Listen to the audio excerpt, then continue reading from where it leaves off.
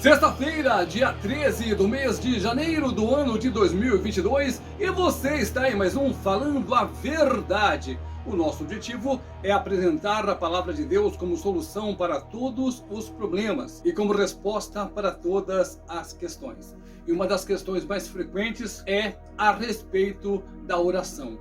Por que às vezes pensamos que Deus não ouve? Por que será que às vezes demora demais a resposta do Senhor? Oh, meu Deus do céu, por que tal coisa não acontece? A oração é um negócio muito interessante, mas não é só você chegar e abrir o coração para Deus, não. A oração é um negócio muito mais íntimo do que você imagina. Às vezes a pessoa só se lembra do Senhor quando precisa dele. Isso requer uma restauração de comportamento diante do Senhor. A oração é algo muito íntimo e é algo que deve estar na presença da vida do cristão todos os dias. Exatamente assim, todos os dias. Todos os dias nós temos motivos para louvar ao Senhor, para agradecer a Ele, para reconhecer a soberania dele sobre as nossas vidas. Orar não é simplesmente despejar em cima do Senhor um monte de coisas das quais nós achamos que temos necessidade. Orar não é impor ao Senhor condições, eu determino isso, eu determino aquilo e vai acontecer isso. Não funciona dessa maneira.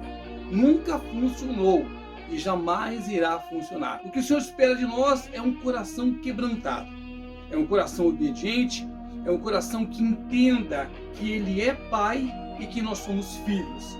E que há uma hierarquia. O Pai manda, o Filho obedece.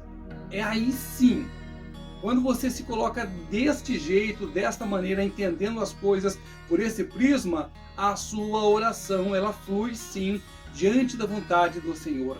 E é uma palavrinha tão interessante, vontade. Na oração do Pai Nosso, por exemplo, que é a oração modelo que o Senhor Jesus nos ensinou, ele diz assim: seja feita a vontade de Deus no céu e na terra. Ou seja, seja feita a tua vontade, ó Senhor nosso Deus, no céu e na terra. Veja que ele diz: seja feita a vontade do Senhor e não seja feita a minha vontade. A oração vive disso, da suprema convicção de que Deus manda e de que nós devemos obedecer. Outra coisa muito interessante na oração é compreendermos que Deus ele é onisciente, ele domina todo o futuro, ele sabe tudo o que vai acontecer. A outra coisa é que ele é onipotente, ele pode atender a qualquer oração sim, ele é poderoso o suficiente para atender qualquer que seja a nossa oração. E a terceira coisa que nós devemos entender, um pai fala sim, mas um pai também fala não. E o versículo que nós vamos ler hoje é de uma oração feita e que não foi atendida. Esta oração ela foi feita pelo próprio Senhor Jesus, ela foi feita no Monte das Oliveiras, no momento crucial da vida de Jesus Cristo, e esta oração ela foi negada. O Senhor Jesus Cristo orou ao Senhor.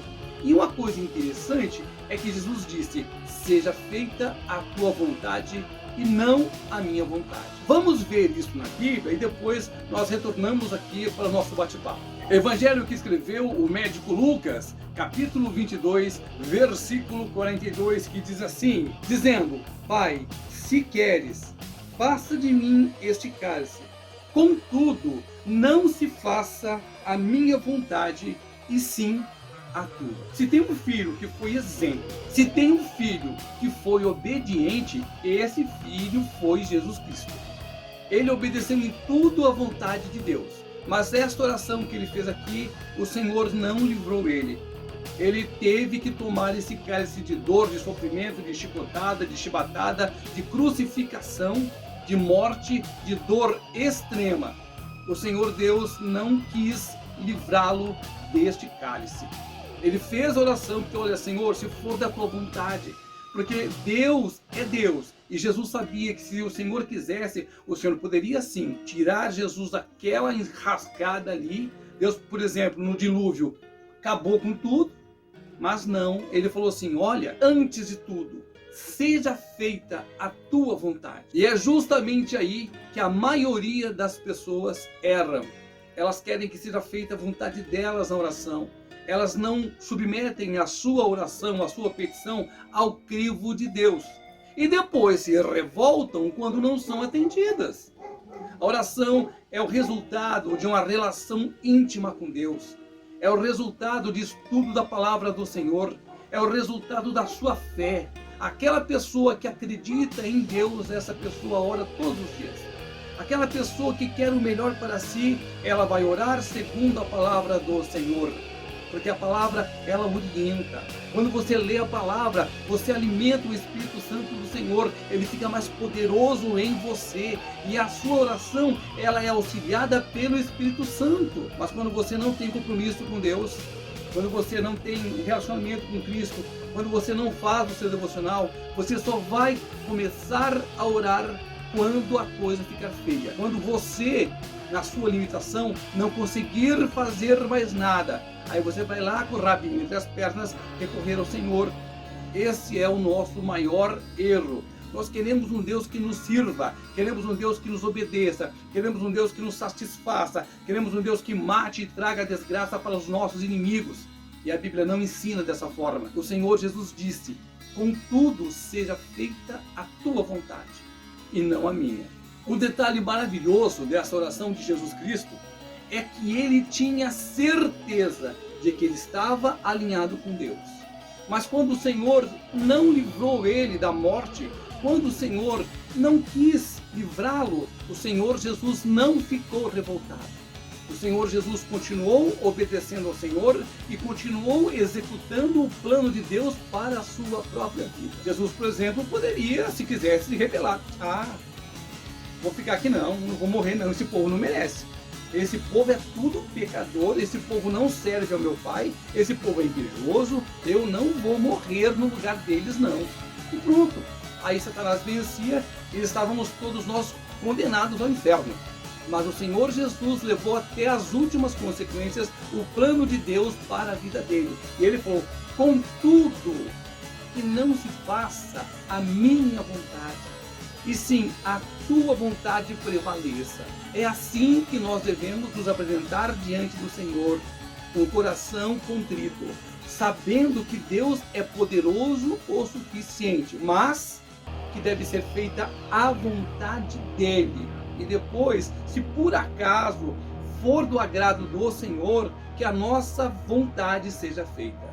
Quando você vive pela palavra do Senhor, você vai pedir coisas que o Senhor vai te conceder, sim, porque você vai pedir conforme a palavra está te ensinando, conforme essa vida que você leva seguindo a Cristo. Vocês viram, por exemplo, que Tiago escreveu a respeito da oração? Tiago capítulo 4, versículo 3 diz assim: olha, pedis e não recebeis, porque pedis mal, para esbanjardes em vossos prazeres. Então o que está dito aqui é que devido às orações, o Senhor nunca vai responder, porque não condiz com o propósito de Cristo nas nossas vidas. Algumas orações, elas jamais serão respondidas. Agora, a oração que é feita segundo a vontade do Senhor, aí você vai cair em Mateus capítulo 7, versículo 7. Pedi e dar-se-vos-á, buscai e achareis, batei e abrir-se-vos-á. Pois todo o que pede recebe, o que busca encontra, e aquele que bate, abrir-se-lhe-á. Quando você está em Cristo, é assim que acontece. A oração é uma arma poderosíssima na batalha espiritual. A oração realmente abre portas, inclusive de situações impossíveis para os homens. Quando a igreja ora, quando a pessoa ora, no caso de Paulo, por exemplo, estava trancado lá, amarrado de tudo quanto é jeito, tinha 16 guardas segurando ele ali para não sair. Olha, veio o anjo ali, tirou Paulo foi liberto, as portas se abriram, porque a igreja estava orando. Quando você tem uma vida de oração, a sua vida pode não ser aquela vida que todo mundo quer, um mar de rosas, não. Mas quando você tem uma vida de oração, todos os obstáculos serão superados, serão vencidos e você vai ter paz de espírito.